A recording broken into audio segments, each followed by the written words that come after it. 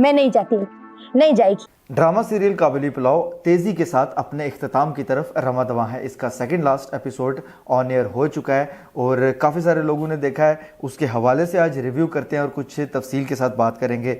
Episode का आगाज़ होता है जी बारान पर हाजी मुश्ताक बाकायदा तौर पर गुस्सा करते हुए और काफ़ी सारे इल्ज़ामात लगाते हुए उसको पूछता है कि तेरा इरादा क्या है, क्यों आया था, बता मुझे। इस हवाले से उससे बात करता है, जबकि बारान जवाब में जो है वो मिन्नत तरला और मिन्नत समाजित से काम लेता है और काफ़ी सारा उसको यकीन दिलाने की कोशिश करता है। इस वक्त हाजी मुश्ताक की जो सिचुएशन दिखाई गई है वो बड़ी अजीब सी थी। बहरहाल जी, इसके बाद आगे बढ़ते हैं और बात करते हैं। हाजी मुश्ताक बारबीना को वापस भेजने का फ़ैसला कर लेता है, जो कि वो बारान से भी बात करता है। उसके बाद अगले ही सीन में हाजी मुश्ताक बारबीना को बाकायदा तौर पर जाने के लिए बोलता है, जिसके जवाब में बारबीना जाने से इनकार करती है और काफ़ी ज़्यादा जो है वो मिन्नत समाजित करती है हाजी मुश्ताक की। ये सीन अगर आप गौर से देखें तो बारबीना ने जिस बखूबी तरीके से अपना कैरेक्टर प्ले किया है और जो बेहतरीन अदाकारी निकल के आ रही है कि एक बाकायदा तौर पर एक कैरेक्टर को फील किया जा सकता है उस रोल के अंदर, तो बेहतरीन अदाकारी यहाँ पर नज़र आई है इस मौका पर। और मुझे बड़ा पसंद आया ये सीन क्योंकि अदाकारी बड़ी अच्छी थी जो बारबीना नामी कैरेक्टर है उसकी। इसके बाद फिर से बारबीना और बारान के दरमियान फ़ोन कॉल पर कुछ बात होती है जो कि पश्तो में है। फिर उसके बाद वो मैंने सब टाइटल में पढ़ा उसको, लेकिन वो मज़ा नहीं आया क्योंकि पश्तो जाहिर सी बात है कि जब डायलॉग पश्तो में उसको सब टाइटल में पढ़ेंगे तो वो फीलिंग आपको नहीं आती कभी भी डायलॉग की। बहरहाल उस दौरान भी जो दोनों के दरमियान जो एक जो बाकायदा इंटेंसिटी सीन की है ना वो बरकरार है। उनके अदाकारी में, उनकी एक्टिंग में बाकायदा तौर पर वो चीज़ बरकरार है और बाकायदा तौर पर इंगेजिंग है वो चीज़ और इमोशनल है पूरे तरीके से। ये सब का सब उनकी एक्टिंग का और डायरेक्टर की डायरेक्शन का कमाल है।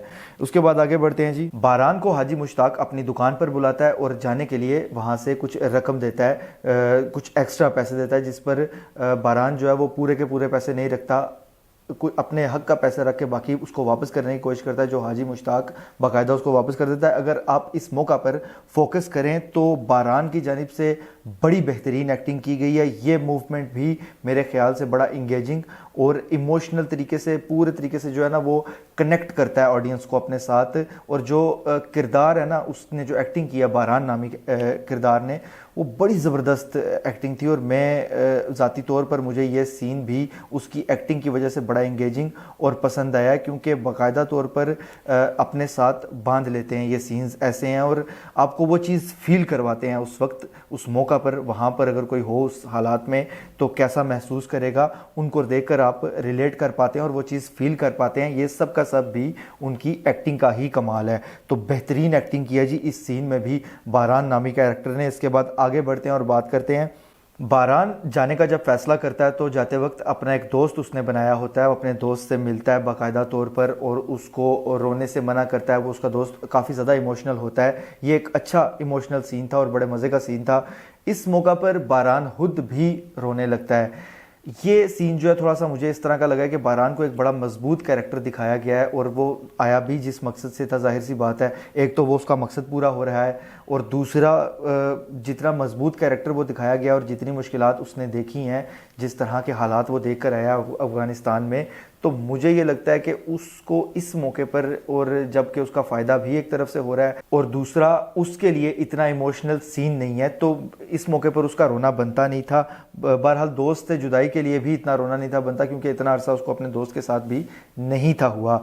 इसके बाद हाजी मुश्ताक अपनी माँ की कब्र पर बैठा होता है कि वहाँ पर शमीम आती है और उसको बारबीना की बाकायदा तौर पर बारबीना के सही होने की और उस पर से शक दूर करने के लिए काफ़ी सारे दलाइल पेश करती है, जिसके बाद हाजी मुश्ताक को दिखाया जाता है कि वो रजामंद होता हुआ नज़र आ रहा है और काफ़ी एफर्ट डालती है वो उसको राज़ी करने में। और जो दलाइल दिए गए हैं इस मौका पर बड़े मजबूत दलाइल थे।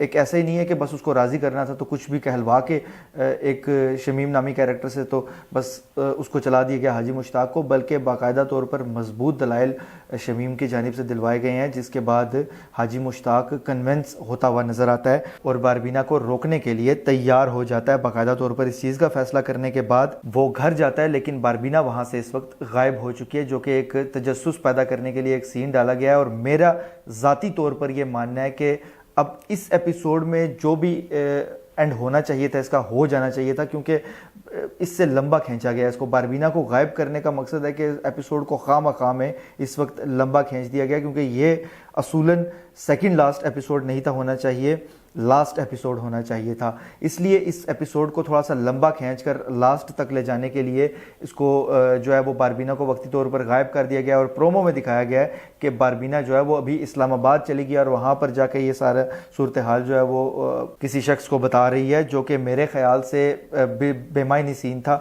इस सीन का कोई मकसद नहीं था बनता। अब इसके बाद मजीद लंबा खींच के ना तो ऐसे ही इमोशनल स्टोरी डाली जा रही है। बहरहाल जी अगले एपिसोड में इसका एंड जो है वो हो जाएगा, लास्ट एपिसोड इसका आने वाला है और मुख्तलिफ चीज़ मैं कुछ प्रेडिक्ट नहीं करूँगा क्योंकि अनप्रेडिक्टेबल ड्रामा है ये, तो मेरे ख्याल से इस पर कुछ प्रेडिक्ट करना बनता भी नहीं है। और सच्ची बात है कि मुझे भी इस वक्त सूरत हाल पूरे तरीके से वाज़ेह नहीं है कि आखिरी मौका पर ये क्या ऐसा सीन हो जाए कि कुछ भी सिचुएशन बदल सकती है, क्योंकि इतना ज़्यादा मार्जिन स्टोरी में दे दिया गया है ना कि अब इस मौका पर जो आखिरी एपिसोड है ना उसमें कुछ भी हो सकता है। 3-4 किस्म की सूरत हाल तो मेरे सामने इस वक्त वाज़ेह है कि ये भी हो सकता है, ये भी, लेकिन स्टोरी में मार्जिन इतना ज़्यादा है कि कुछ भी आखिरी मौका पर जो है वो करवाया जा सकता है। तो बहरहाल प्रेडिक्ट नहीं करूंगा, इसलिए कुछ भी हो सकता है, अनप्रेडिक्टेबल है, लेकिन बेहतरीन स्टोरी है। अब तक का जो मैंने इतने सारे ड्रामास देखे हैं और जिनके रिव्यूज़ भी किए हैं उसमें मुझे ये ड्रामा जो है वो बड़ा बेहतरीन लगता है और आने वाले वक्त में इंशाल्लाह ताला मैं इसका जो है वो टॉप 5 में इसकी भी रैंकिंग सेट करूंगा और आपको बताऊंगा कि जो ड्रामा गुजरे हैं उनमें सबसे बेहतरीन ड्रामा मैंने कौन सा देखा है स्टार्टिंग से एंड तक। एंड देखना है बहरहाल, इसका एंड देखे बगैर इस चीज़ का फैसला नहीं किया जा सकता कि ड्रामा कितना अच्छा था, क्योंकि इख्तिताम के हिसाब से ही पूरी स्टोरी का जो है वो अंदाज़ा होगा हमें कि किसी शख्स ने सिर्फ लोगों को इंगेज करने के लिए स्टोरी लिखी थी या बाकायदा तौर पर उसकी स्टोरी में इतना दम था कि वो आखिर तक जो है वो उसका एंड भी उस हिसाब से करे कि लोग बाद में भी इंगेज रहें। तो बहरहाल जी इसका मेरे रिव्यू का जो वक्त था वो यहीं पर ख़त्म हो चुका है। इस वीडियो को यहीं पर ख़त्म करते हैं, लेकिन रिव्यू ख़त्म करने से पहले इस एपिसोड को अगर मैं रेटिंग दूं तो मेरे ख्याल से 10 में से 8 नंबर इसके बनते हैं, क्योंकि बड़ा बेहतरीन ड्रामा है। और 8 नंबर इस हिसाब से कि मेरे ख्याल से तो 10 होने चाहिए थे या 9 होने चाहिए थे, लेकिन 8 में क्यों दे रहा हूँ, क्योंकि इस एपिसोड को लंबा खींचा गया है। यहाँ पर ड्रामे का एंड किया जा सकता था। अब देखना यह है कि लास्ट एपिसोड को भी इसी तरह से खींचकर एंड किया जाता है उसका, या बाकायदा तौर पर कुछ स्टोरी कुछ बामकसद चीज़ दिखाई जाती है। तो इसलिए मैं इसको 10 में से 8 नंबर देता हूँ। इस वीडियो को मैं यहीं पर ख़त्म करता हूं। अगर ये वीडियो आपको पसंद आती है तो इसको लाइक, शेयर और इस पर कमेंट कीजिए और ऐसी मज़ीद वीडियोस के लिए चैनल को सब्सक्राइब कीजिए। अल्लाह हाफिज़।